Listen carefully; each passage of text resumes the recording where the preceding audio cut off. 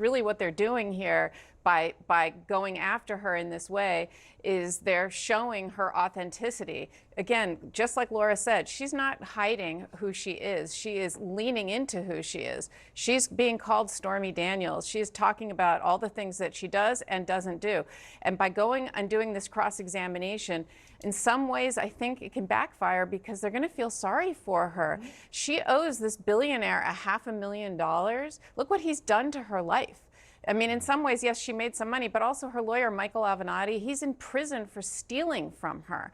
And so this is who she is and what has happened to her. So I would be careful. Look at this. Yeah. At one point, Daniels tells Trump's attorney, "You're trying to trick me into saying something that's not entirely true." She is not intimidated by any. She's holding her own. I want to bring our viewers into a conversation that we were having here off camera while our colleagues in New York were talking. And the question is about this line of questioning. Obviously, the Trump defense is trying to undermine her credibility. That goes without saying. But the way that they're doing that, you used a term earlier.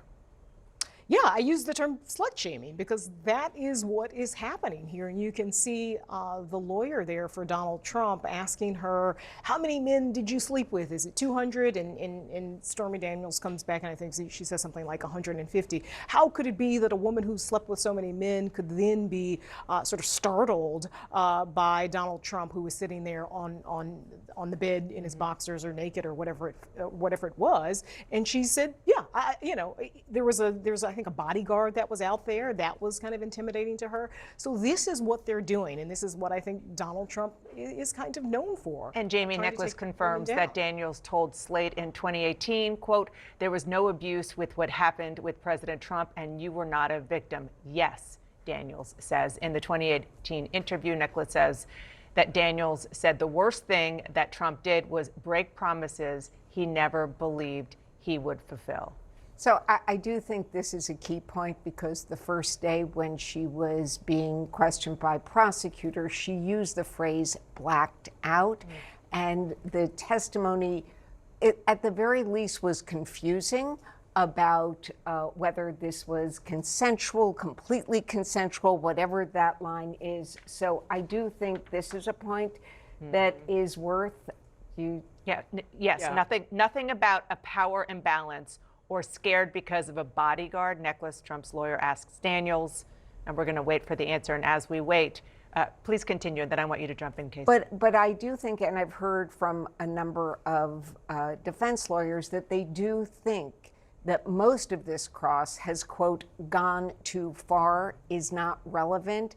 And someone said to me, makes her more sympathetic. You didn't say anything about feeling faint. That was the question from Trump's attorney. Her answer, no, because the question was what Mr. Trump did, and Mr. Trump did not drug me. That was how I felt. I mean, again, it used to be not that long ago that in various cases that have to do with a woman testifying about a sexual encounter, this line of questioning was very powerful and it worked with juries.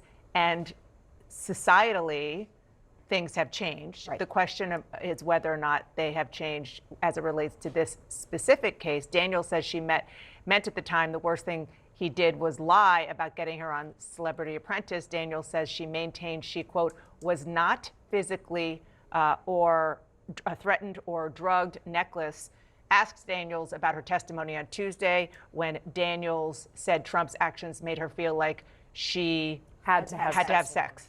My own securities made me feel that way. Well, and so my big picture question here is, does today make this jury feel more sympathetic to her? And she goes on to say, he did not put his hands on me. He didn't give me any sort of drugs or alcohol. He didn't hold a weapon. He didn't hold me or threaten me.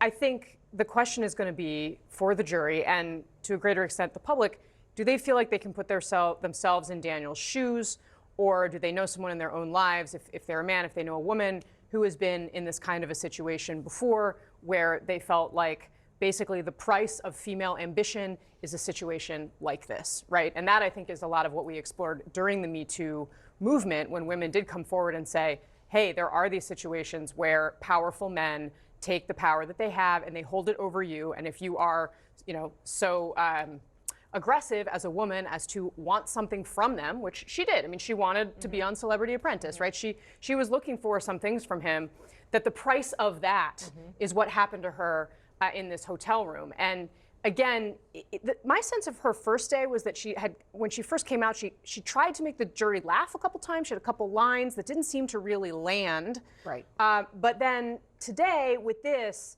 it really does feel like they are kind of dragging her through the mud. And Necklace, on that note, questions why Daniels didn't say that Trump stood in front of her in 2018. Again, this is about her credibility. Laura, in 2018, you didn't tell the Vogue writer that President Trump said that to you. Did you? Necklace asks. Well, first of all, 2 quick points. Remember, it's interesting they're raising these points. This was the subject of their mistrial motion just 2 days ago, that they thought that the bell could not be unrung because there was this intimation that she was saying it was no longer, or it wasn't truly consensual. The judge essentially said, look, he criticized the defense for not objecting more, saying that he had to, they call sua sponte, on his own, actually object, and said that cross is the effective remedy here. They're doing this, but then here's what happens. When they're trying to cross her on this very point, she is not only clarifying, again, I'm not a victim.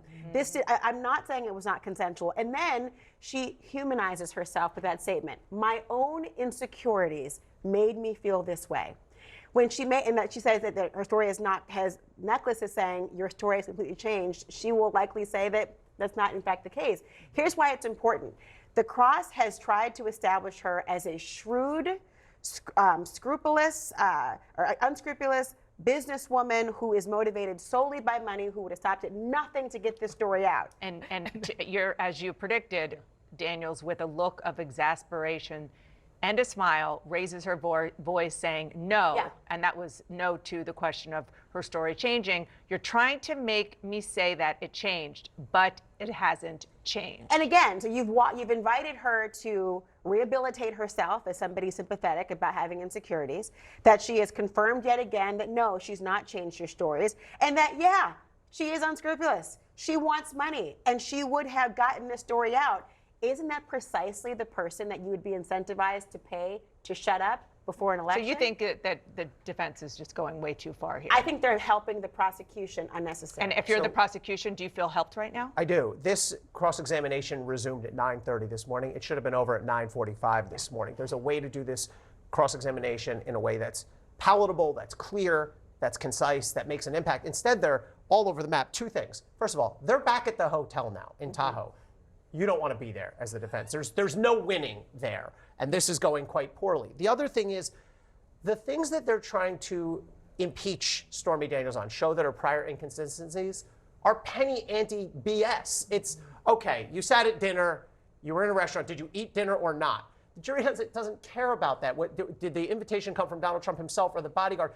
You are at the margins of the margins here. I see there's an update. Yeah, Necklace is now asking Daniels about her meeting with Trump and Ben Roethlisberger Yes. at a nightclub, questioning how long the meeting lasted. All right, Ben Roethlisberger, of course, former Pittsburgh Steelers yes. quarterback who had all sorts of trouble. Daniels testified it was about 10 minutes. Necklace says she wrote it in her book. Right. She wrote in her book that it was an hour. Perfect example. Credibility. Who cares? And Nia made a good point. Nia said there's slut shaming going on here. I agree. And they don't need to do this. You have plenty. You can impeach this witness on, I hate Donald Trump. I want him to go to jail. I had a financial incentive. That's it. Daniels clarified on the stand that Trump left after about 10 or 15 minutes, but she stayed with Roethlisberger. The court is taking a brief morning break. Okay. I left you for last year. I know. I left you for last year. Just so our viewers know, you worked in the Trump White House.